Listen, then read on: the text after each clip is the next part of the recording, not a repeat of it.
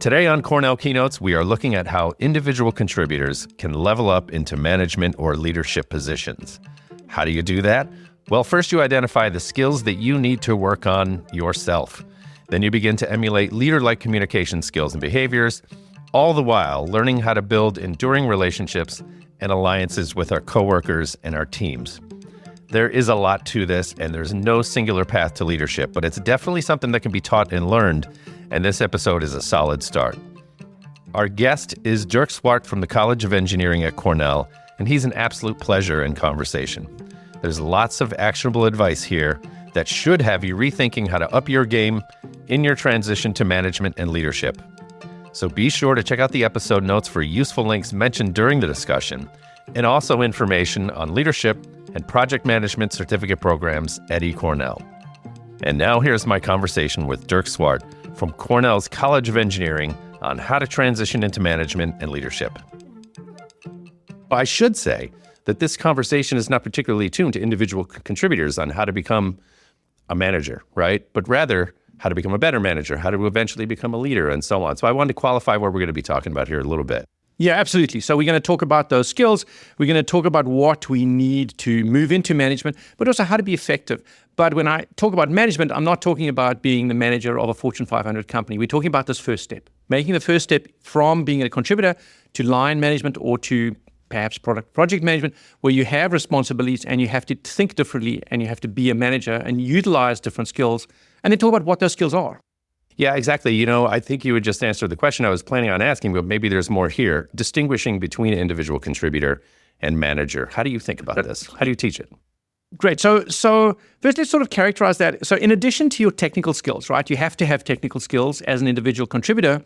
In addition to those, you have to have three other skills, I think, that are useful. So first of all, you have to be easy to do business with, right? So this includes the obvious things, knowing people's names, knowing who you're working with, knowing how to connect with people. And for better or worse, capitalism functions in teams, right? Teams are the way business is done. And so you have to be a productive member of a team. That's sort of like the social pattern. And actually, the older I get, the more I hire people based almost entirely on the ability to function well in teams. I figure other things I can teach them, but I can't teach them as easily how to function well in teams. So you need to do that. And you can sort of think of that as giving your boss an easy button. And if there's a rule for bosses or anyone, I guess, if there's an easy button, they're going to be hammering that button every second of the day that they can. So I'd say that's the first thing, the sort of reducing friction, yes, being easy to do business with. Mm-hmm. And the second thing is you need to take work off your boss's plate. I mean, in a sense, what your boss is doing in the abstract is they're getting jobs, they're getting problems, they're getting things that need to be done, and they're farming those out. They're passing those out to their members of their team and coordinating those activities. And we'll sort of dig into that a little bit later. But your boss needs to do that, and you need to help them do that. And for example, if your boss has to constantly check with you if you've completed a task, that's not taking work off your boss's plate in the same way as if you communicated effectively about doing that and you told them when you were finished and you gave them updates. So I guess the second thing to note is that communication with your boss is not a symmetrical process, right? They don't communicate with you as much as you communicate with them. There needs to be more communication upwards.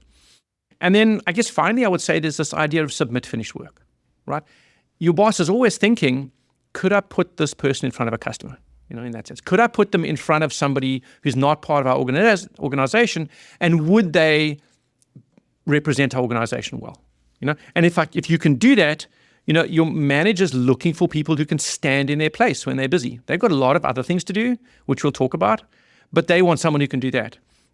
And so it's important for you to be able to do these things, and when you get these opportunities, you need to be able to convert them. You need to be able to convince your manager you did a good job so that they can sort of practice having you in management in some sense. So, yeah, communication is critical here. For some, this may feel like an imposing, endeavor, right? I should ask you, what communication skills or behaviors do you put the most value in? What do you think are some areas we should focus on? That's great. So in our program, this is one of the biggest challenges we face, is getting people to come in and understand the value of this communications. A lot of the people who come into our program have spent their entire lives in technology, in engineering, in computer science, whatever it is. Yes. And to be successful in those careers, you have to be focused. You have to put an immense amount of energy in being a good engineer, in being a good software developer, in being good at those technical skills. And that's hard, and it takes continuous learning, but it has an opportunity cost. And the opportunity cost is you're not spending time for a lot of STEM people, in spending time in communication. So we sort of have to take our students and grab them, sort of tear them away from this STEM focus and point them towards communication and explain to them. And there are really sort of two kinds of communication we have to get them to understand, right? The one is communicating between levels of abstraction. Now, this is sort of a superpower of management. Explain this. So managers are communicators, right? Fundamentally, they're communicators. And when people talk about managing up, they often say, oh, you have to manage up, as if that's sort of some magic thing where you just open your wallet and see the instructions. Just manage up. So it's not just keeping your boss up to speed, although it includes that, of course. But it's this idea that you can summarize what your team's doing, you can take what your team's doing, and you can explain that in the frame of context, in the frame of reference that your boss has. You can abstract what you're learning and point it into the context your boss operates in. So if you sort of think of the levels of an organization as being tactical, operational, and strategic, you're working at the tactical level. Your team is at the tactical level.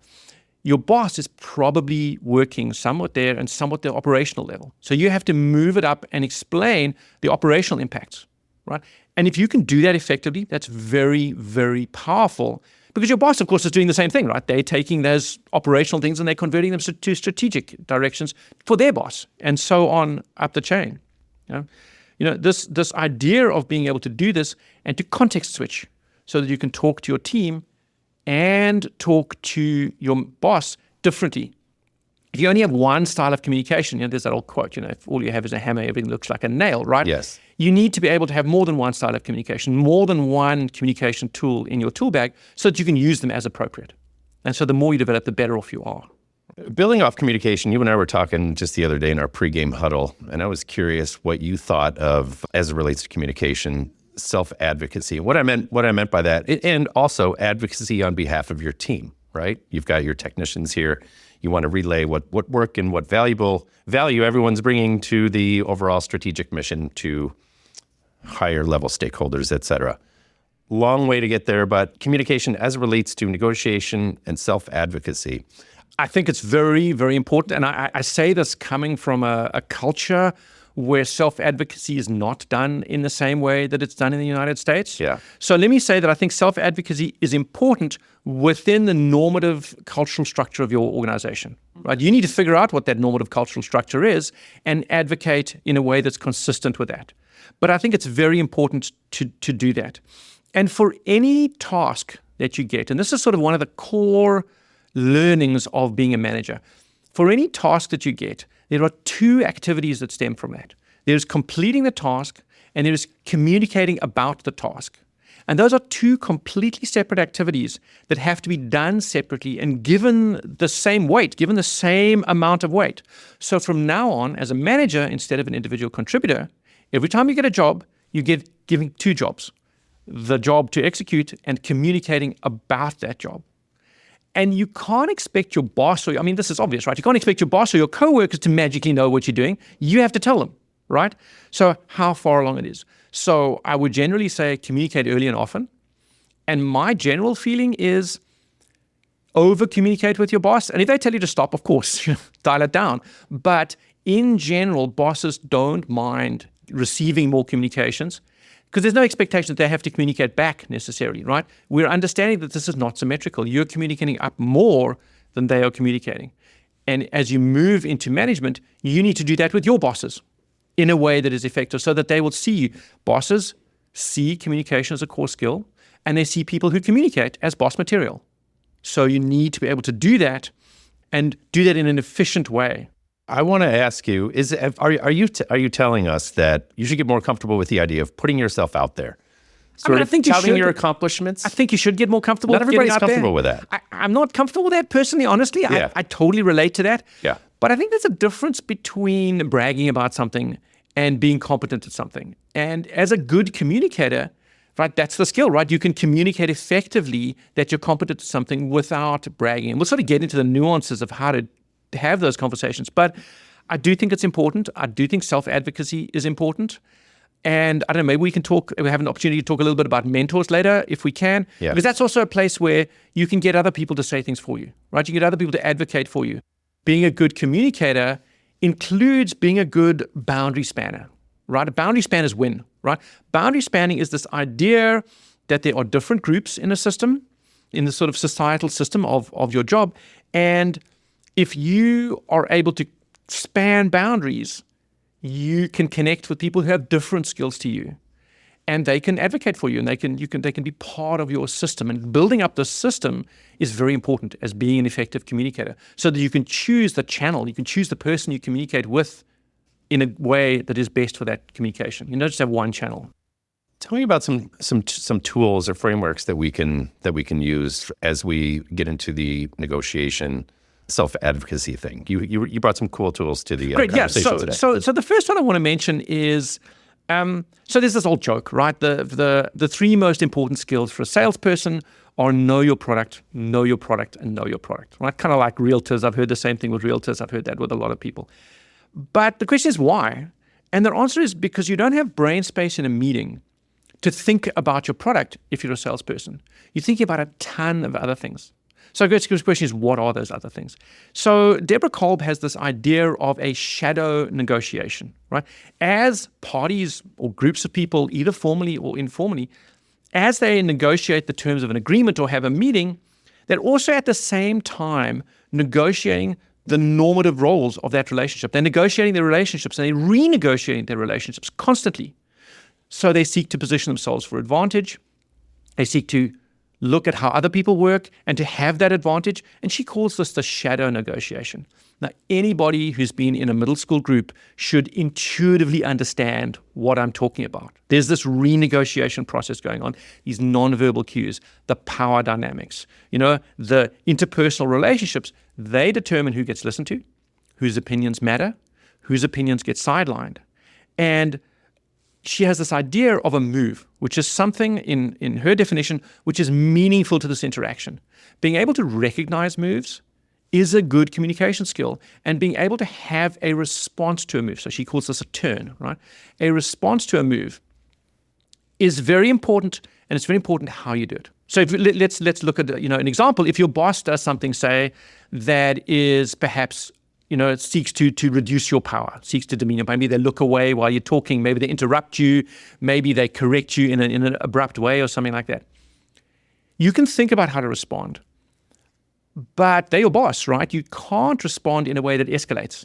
You have to think about a way to respond that isn't escalatory, that reestablishes your power in a way that doesn't create a conflict with somebody who it's just not going to work, right? Right. And practicing those things and having them available to you sort of in your toolkit, how do you respond to those, is something I think people do develop over time naturally. But I think for people who've been so focused on STEM, so focused on their career technically, they need to now realize how incredibly important this is and spend time, like allocate effort and time to do this. I want to ask you, I have a couple questions coming in. Angela's is pretty timely. From the boss's perspective, what kind of self-advocacy is a turnoff? We should consider the negative of this as well, right? How do you distinguish between beneficial to the organization self-advocacy and something selfish? So I guess for me, I think that there's the concept of the words, but the timing matters as well, right? So if you advocate for yourself at a time when you've just done something, you can sort of show, don't tell, right? You can go and say, here, I've done this thing, look at this. And again, you understand that there's the action you've done and there's the communication about the action. That's the time to take that and communicate about that action in a way that is positive, right? So you're setting up, you're sort of marketing yourself in a way, right? Yeah. You're setting up a situation where people understand, oh, I've just done that. And it's okay to say you've just done that and that's cool, right? Mm-hmm. So that's one way. And the other way is to have other people in your organization advocate for you, which means you need to advocate for them. Right? So it's a reciprocal process. They're not going to just advocate for you, or they'll try it once and then stop pretty darn quickly. So you need to be aware of the conversations that are going on and, throw them a lifeline. Or if they're being cut off, if they don't understand this moves and turns conversation we talked about, help them out so that they can help you out and work with people to understand that dynamic. Good. I'm glad I asked that. And I'm glad you asked that, Angela. Thank you very much. Yes, thank you. There's a second part. There's a companion piece to the Kolb PDF download. By the way, I should mention this. We're going to share the URL. Heads up for that in the chat. Dirk has provided us with this PDF that gets you into the Kolb philosophical way of doing things.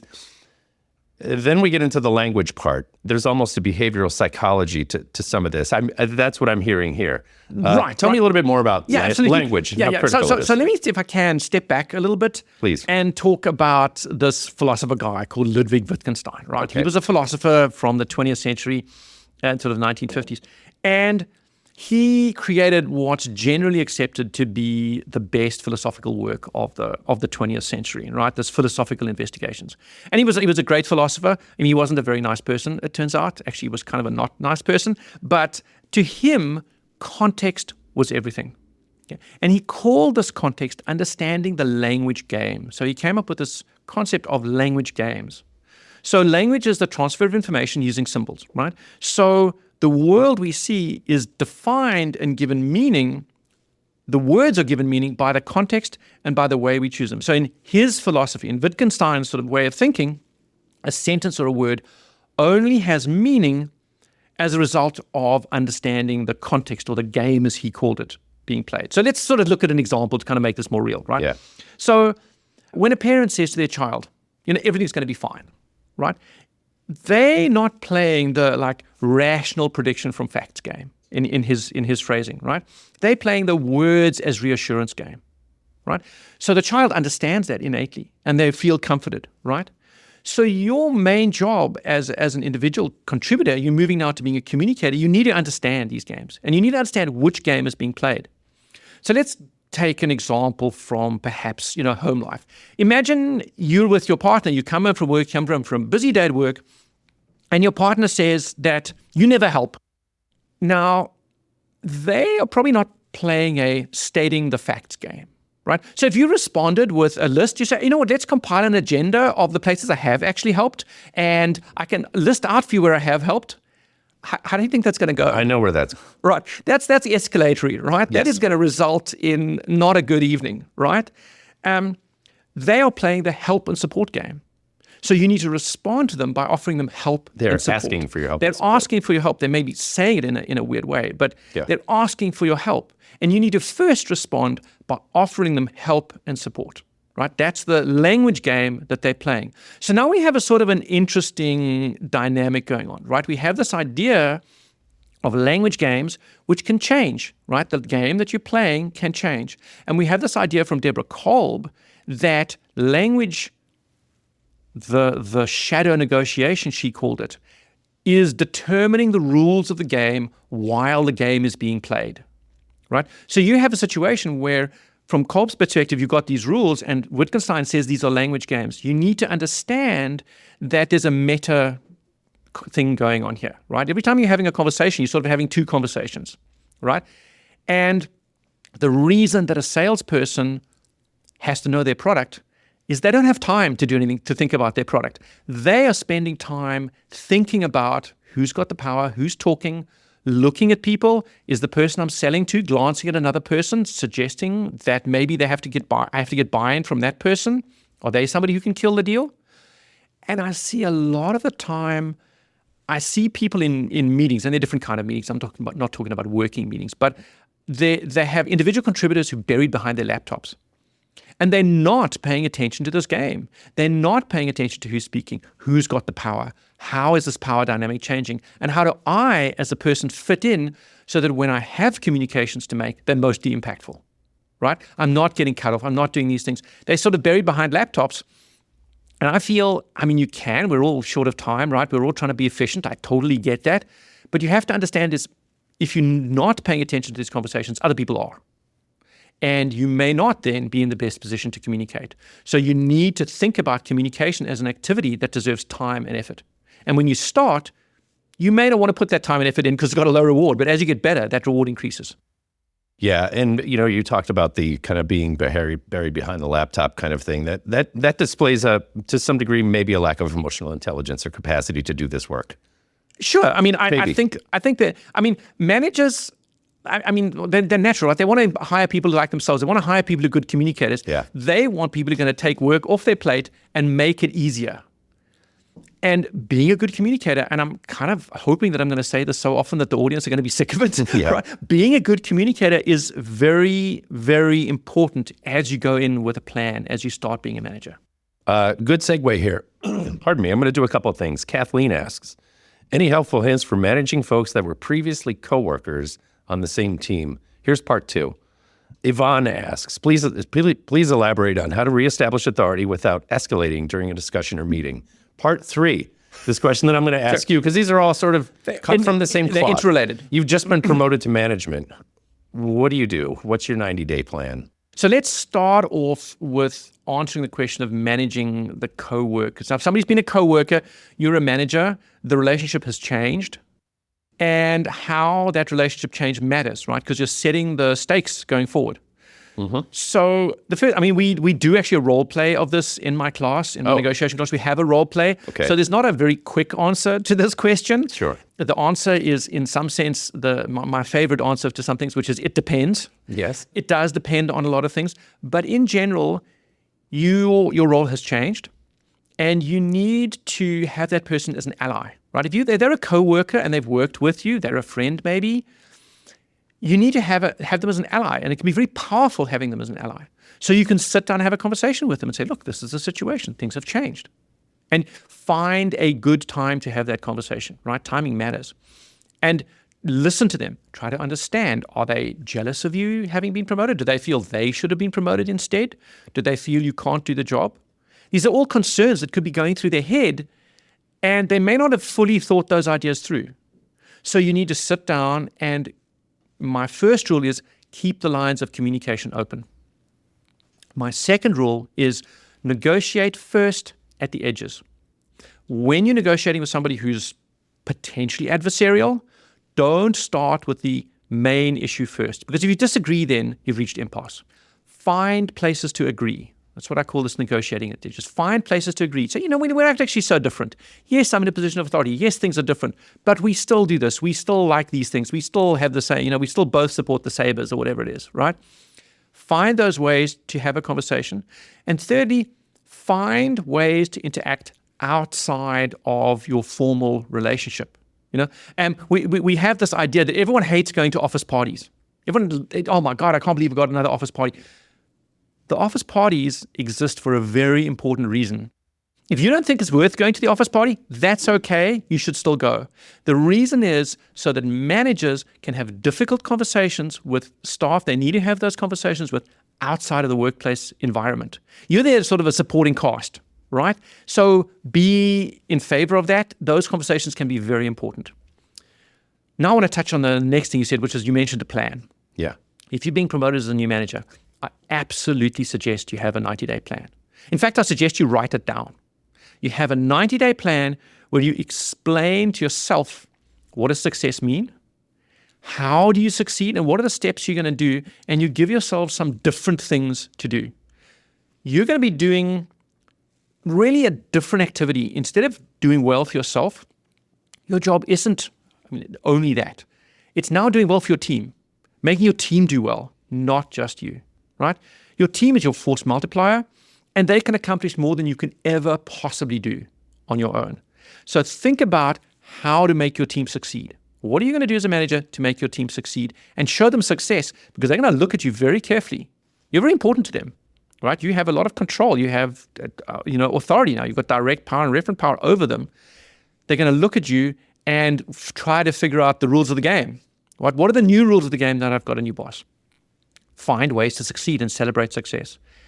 And the one other thing I would suggest is overtly model ethical conduct, right? You intrinsically should be ethical and should behave ethically, but your team are looking to you as a role model.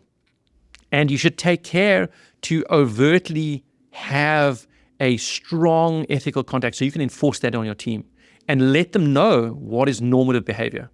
And if you don't want to do it for any reason that you think it's a good idea, just do it for enlightened self-interest. Because if your team are not ethical, the person that's going to be hurt the most is you. So just be in terms of enlightened thought, try to make sure that you set these normative rules of ethical behavior and hard work and those things going forward. I want to dive a little bit deeper. So how do you model ethical behavior? What particular ethical behaviors might you highlight to your students? We're talking in abstractions here a little bit, so I just want to understand maybe an example. One thing to focus in on, maybe what people happen to be pretty good at, just need a quick win in. Right. So there's sort of the two different things, right? There's a win, succeeding at something in your organization, getting a deliverable knocked out. Don't forget, they're all mired, as they should be, in being completing tasks, right? They're individual contributors are focused on completing tasks. And your job in some sense is to bring that down and distribute tasks to them. In terms of ethical behavior, I mean, I think, like speaking truthfully about things, I think being consistency is very important. I think those kinds of things, and communicating clearly with your team. If things are going well, say they're going well. If things are not going well, say they're not going well. Sure. And I mean, my response always, if things aren't going well, is say they're not going well and then explain your plan to fix them. That's right. Which you have thought out in advance, right? Because you didn't just like see something bad and go, oh my gosh, this bad thing has happened. Yes. You thought of a plan, but you want to communicate with your team and with your boss in a way that celebrates them, that makes them successful. People are going to watch and they're going to pay attention. Is this a team I want to be on? Well, if people are successful and teams succeed, that's teams people are going to want to be on. So those are sort of ways to also behave ethically, but also entrench your power. Now you're taking control, you're changing, and you're imposing the way you want to do things, your rules of the game, onto the team. Thank you for answering that three-part question, which included one from me. Okay. So thank you, viewers, for those. I want to pivot back to our audience real quickly. Again, shoot that QR code, check out the URL in the chat where I'm going to ask you, and this is an open text word cloud kind of situation here. What do you value most in a leader? It'll be really interesting. Let's come back to this in just a minute, Dirk. Let's allow that to populate. So let's kick it up a level. What do you think are the most critical leadership qualities? So I think the question is sort of, what do leaders do, right? In the mind of John Kotter, who's an academic from Harvard, what leaders do is they prepare organizations for change and they help the organizations cope and move through that change. And how do leaders do this?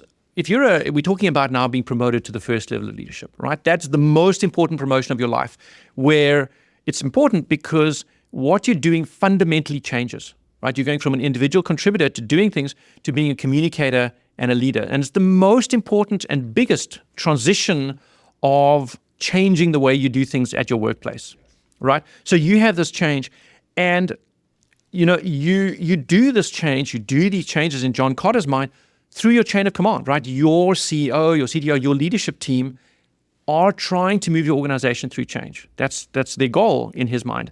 And your goal is to understand that and to percolate those changes down, to receive that information, how they want to change, their vision, their strategy, and to percolate it down to your team so that your team can be effective in this new environment, in the new world that your CEO or leadership or directors are creating.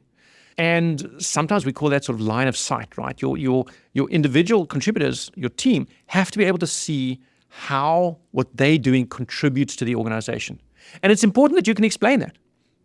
I mean, not least of which they want to understand it, but if you can't explain it, I guess the question I would have is, what are you doing here? Yes. Are you the right person to be leading this team if you can't explain how your team is contributing to the operational and then strategic level of your company?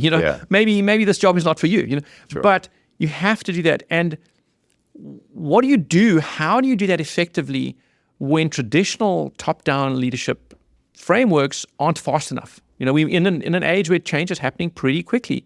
And not everyone in your organization, in your team, changes at the same rate. Everybody changes at their own pace, and it's very difficult to change the pace that people adapt to new things at. But that's part of your job, is to make that realizable.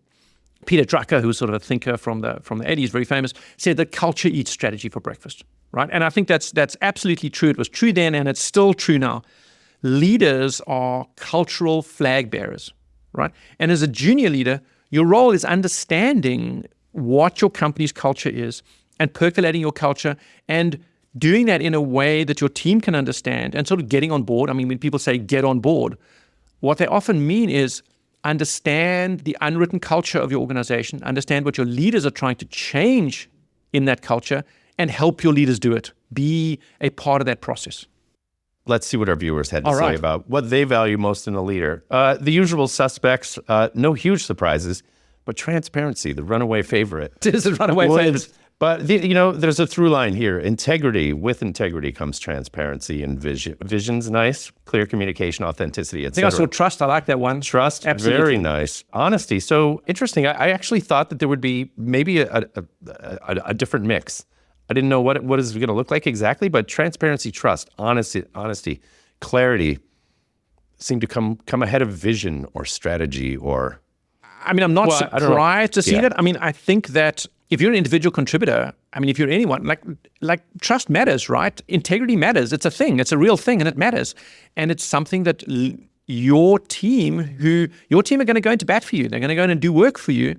They need to trust you. They need to know that you have integrity, and you need to find opportunities to what I sort of call leak information. And by that, I mean, you need to find opportunities to demonstrate to your team that you have trust in them, that they can trust you, that you have integrity in what you do. You need to find ways and then communicate about those ways so that your team you can say you have integrity till the cows come home, but you have to demonstrate it. And once you've demonstrated, you need to make sure that your team understand the message, that they've seen you demonstrate integrity, they've seen you demonstrate trust. And that requires consistency and discipline from you. It's not always that easy, right? But it's very, very important in building a strong team. When we find ourselves in managerial or in leadership positions, the intensity ratchets up a little bit. Things get political pretty quickly. How do you develop political abilities or a political persona? How do you recommend that people operate in that world that they haven't been part of until now? That's a great question. I mean, it's a great segue from trust, right? Because where does trust break down? It breaks down in politics, right? Sure. Absolutely. So Pericles said that just because you don't take an interest in politics doesn't mean that politics isn't going to take an interest in you, right? That's like 450 BC, right? Yeah. Office politics is a fact of life. Managers are involved in politics, and that's just the reality. That's how it works. And you don't have to actively participate in that politics. In fact, if you come from a STEM background and you're a junior manager, you've just been promoted, I actually don't really recommend it because you're going to get eaten for breakfast by people who are very skilled at politics.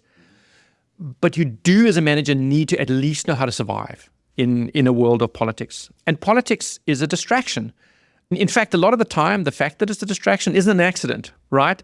It's intended. People who are politicking against you intend to distract you. So that don't be surprised if political crises arrive at exactly that time that you're busiest, right?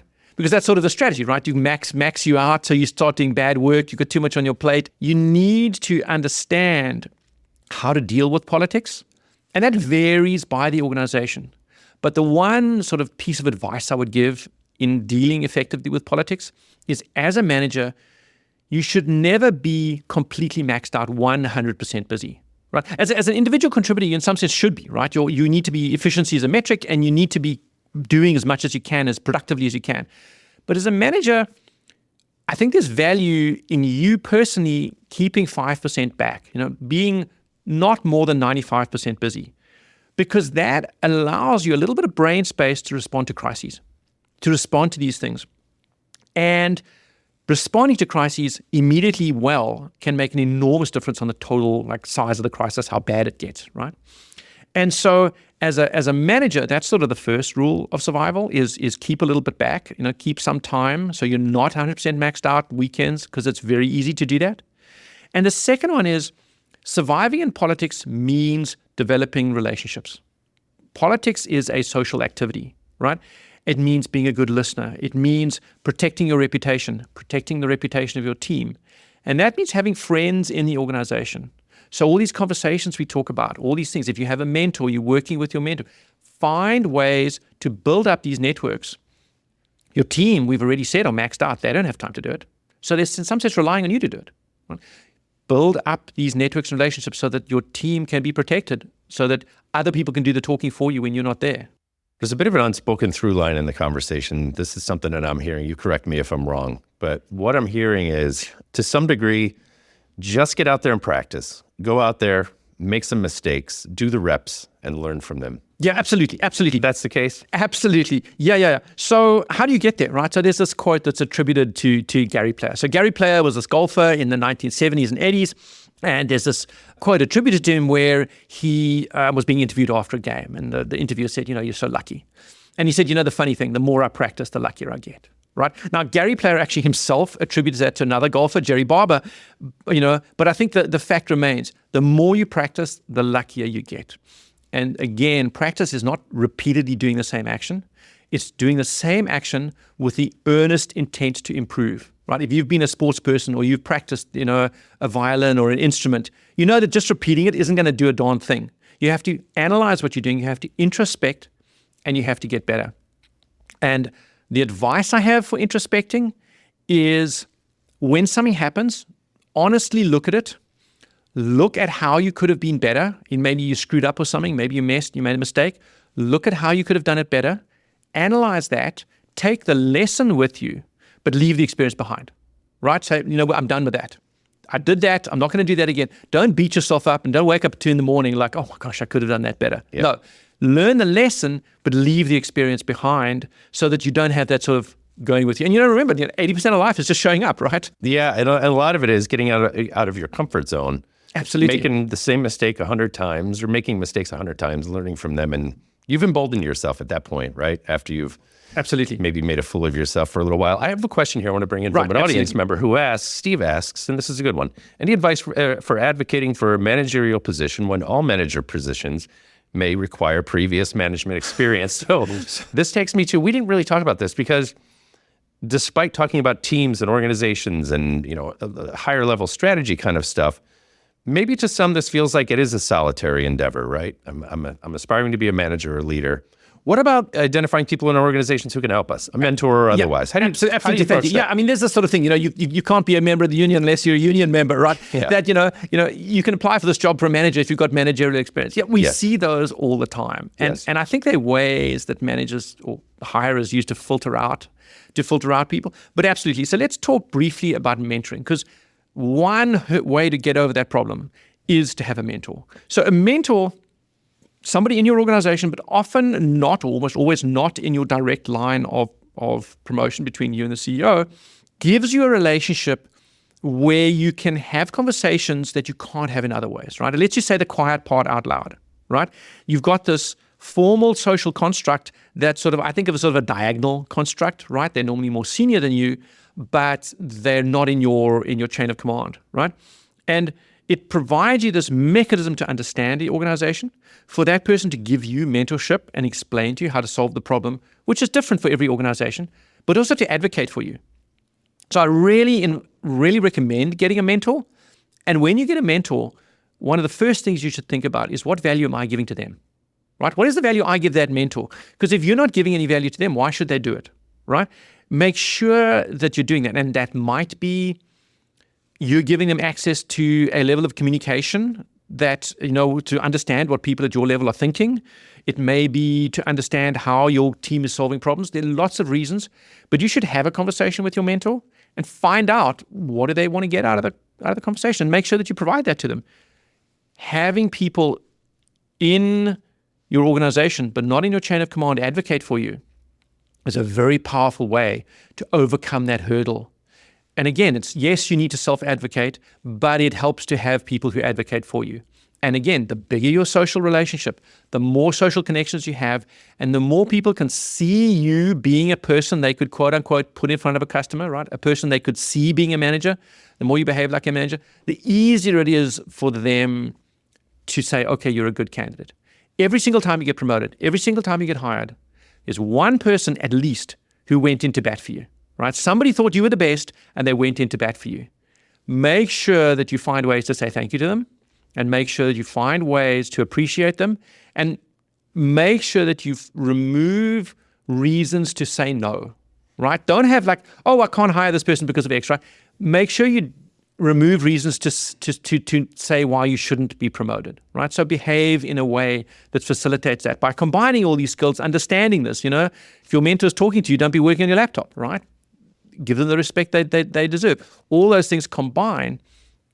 And what I find a lot of people struggle with when they come from technical fields is they don't see this as an efficient exercise. They're like, yeah, but it would be much more efficient if I did this and I did this at this. Yeah, I'm sure it would be much more efficient, but that's not the coin of the realm. The coin of the realm is making sure that you're communicating and building out those relationships. Sure, you could do that commit and be more efficient, but that's not going to get you your ultimate goal.